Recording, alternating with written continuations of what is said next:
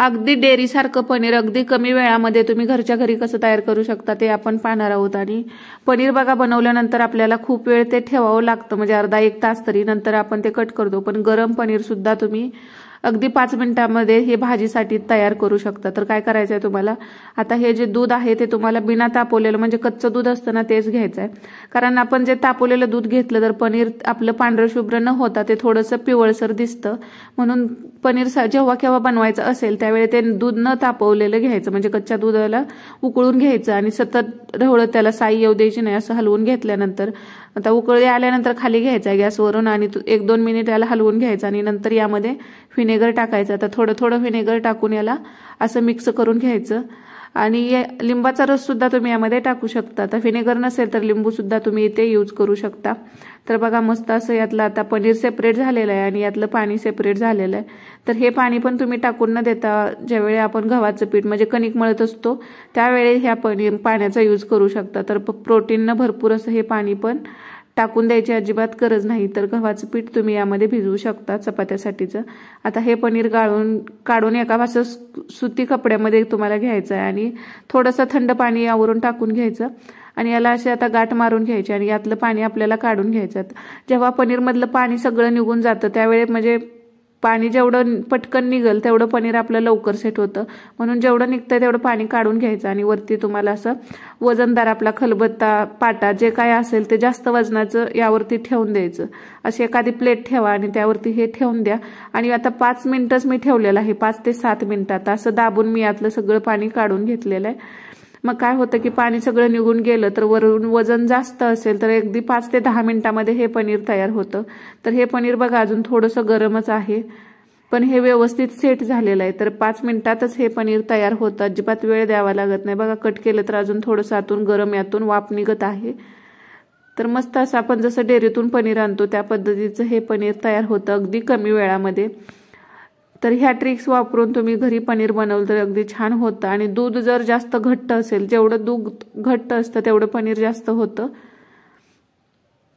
तर मला वाटतं हे पाव किलोच्या आसपास एवढं 1-1.5 लिटर दूध असेल तेवढ्यात एवढं पनीर तयार झालेलं आहे आणि अगदी 5 मिनिटांमध्ये हे बनवून घेतलेलं आहे। याला जास्त वेळ ठेवून द्यायची सुद्धा गरज नाही। आता हे फ्रीजमध्ये ठेवून तुम्ही यूज करा, नाहीतर लगेचच भाजीमध्ये तुम्हाला पनीरची भाजी करायची असेल तरी सुद्धा इथे यूज करू शकता। तर आता आपण पाहणार आहोत की खारे शेंगदाणे अगदी भट्टीसारखे तुम्ही घरच्या घरी कसे तयार करू शकता।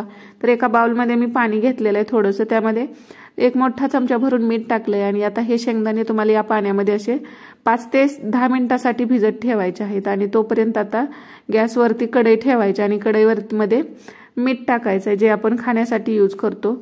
तर हे मीठ आता आपण एकदा टाकलेलं आहे, आता भरपूर दिवस याचा मिठाचा आपण रियूज करू शकतो। प्रत्येक वेळी खारे शेंगदाणे बनवायच्या वेळी हे टाकून द्यायची गरज नाही। आणि आता हे भिजवलेले शेंगदाणे आहेत ते काढून घ्यायचे आणि यामध्ये टाकून घ्यायचं। आता मिठामध्ये टाकल्यावर सुरुवातीला शेंगदाणे ओले असतात त्यावेळी सगळं मीठ ह्या शेंगदाण्याला चिकटतं, पण जसं तुम्ही याला असं हलवत जाल जसे भाजत जातील तसं हे मीठ यापासून सेपरेट होतं आणि शेंगदाण्याचा असा चटचट असा आवाज यायला लागला की आपल्याला काढून घ्यायचे। जास्त वेळ ठेवायचं नाही कारण नंतर मग ते करपतात, त्यामुळं चटचट असा आवाज यायला लागला की याला लगेच काढून घ्यायचं। आता बघा थोडंसं थंड झाल्यानंतर ह्याची टरपलं सुद्धा अगदी जसं आपण बाहेरचे शेंगदाणे आणतो त्या पद्धतीने लगेचच सेपरेट होतात आणि चवीला पण सेम ती पद्धत। तर घरच्या घरी तुम्ही अगदी कमी मेहनतीत आणि बाहेरून आपल्याला हे खारे शेंगदाणे आणायचे म्हटलं तर जास्त पैसे द्यावे लागतात, पण आपल्या घरामध्ये शेंगदाणे तर नेहमीच असतात। तर असे तुम्ही एकदाच बनवून ठेवलं तर कमी पैशामध्ये तुम्ही हे तयार करून घेऊ शकता। आणि त्याच मिठामध्ये तुम्ही अशी पाणीपुरीसाठीचे पुरी असते किंवा ते बॉबीज वगैरे यामध्ये फ्राय करून घेऊ शकता। तुमचे कुरडे पापड सुद्धा तुम्ही यामध्ये भाजून घेऊ शकता मिठामध्ये, तेलाचा वापर न करता। तर फुटाणे सुद्धा या मिठामध्ये तुम्ही भट्टीसारखे भाजून घेऊ शकता।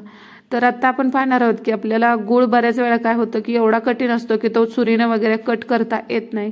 तर अशा वेळी तुम्हाला काय करायचं आहे, गॅसवरती कढई ठेवून असं स्टँड ठेवून द्या। आता तीच मिठाची कढई आहे, मी खाली मीठ ठेवलेलं होतं त्यावरती असं झाकण ठेवून तुम्हाला 5 ते 10 मिनिटांसाठी ह्याला ठेवून द्यायचं आहे। अर्धा किलोचा गूळ असेल तर 5 मिनिटं पुरेसे होतात आणि 1 किलो असेल तर 10 मिनिट याला लागतात। मोठ्या गॅसवरती ठेवून द्यायचं, अधूनमधून थोडंसं चेक करायचं।